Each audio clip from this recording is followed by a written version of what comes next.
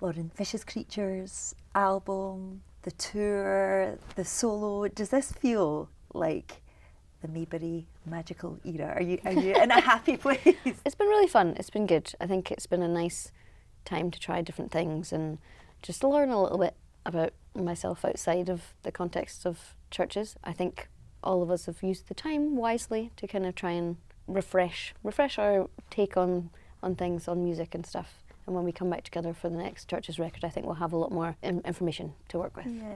And for you to take that time and be able to do, I guess, much more what you want without any other influences, has that been really nice to have that kind of control? I think one of the best things you can do in creativity is make sure you stay a little bit uncomfortable. Yeah. And I think that, complacency just makes rubbish music. And I was like, I've just got to kind of push myself out of my comfort zone a little bit every so often.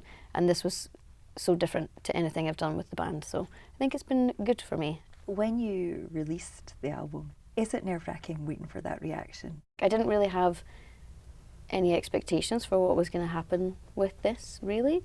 I think for me, I was like, I just kind of want to prove to myself that I can do something that I'm proud of and I can make things in different ways. And even with Chvrches, I think we've been so incredibly lucky with everything that's happened with the band, and I don't ever think any of that is a guarantee, really.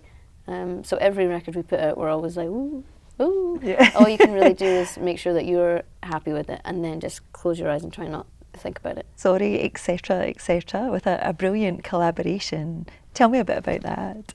Like, I love Idols, and Joe from Idols sings on the track, and I'd always kind of heard his voice singing the lines, and I love the idea of the lines, I killed myself to be one of the boys, like that kind of sentiment coming through a male. Now I feel, I'm like, oh, that's my favourite version of this song. I wish that one was on the album properly. But I just think it's really nice, and that's something I was really conscious of in this era, is just to be more spontaneous and don't be so beholden to the schedule and the structure and I just kind of wanted to get back into, it sounds cheesy, but being more playful. And change shapes as well. I absolutely love that. It's an earworm. Yeah, I think that one I was really thinking about, like All Saints and Sugar Babes and like those kind of girl bands I loved when I was growing up, and the idea of taking a song like that but putting something a little bit darker into the lyrics. And I do think that's kind of what I am a hybrid of now. Like, I loved all those things growing up, but I also loved like alternative music, and I played in a lot of alternative bands, and I think this solo record for me was just kind of merging those influences more fully. As you say, there is another Chvrches album on the horizon. Mm-hmm. Is it nice to be able to do both? Yeah, I think at first the idea of us taking any time away from the band was quite scary, because we all love the band so much, but also we don't know anything other than that for the last 13 years.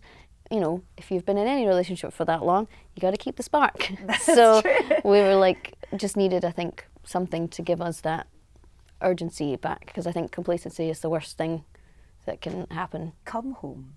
What do you like doing and what do you miss about home? Well, as soon as I touch down anywhere in the UK, I get a Greggs sausage roll. First. A girl after my own heart. Yeah, Glasgow's the place where I have the most friends, the most family anywhere. So it always feels like, even though certain things are changing about the city, I do feel like it does still feel like home to me, because the people are what make it that.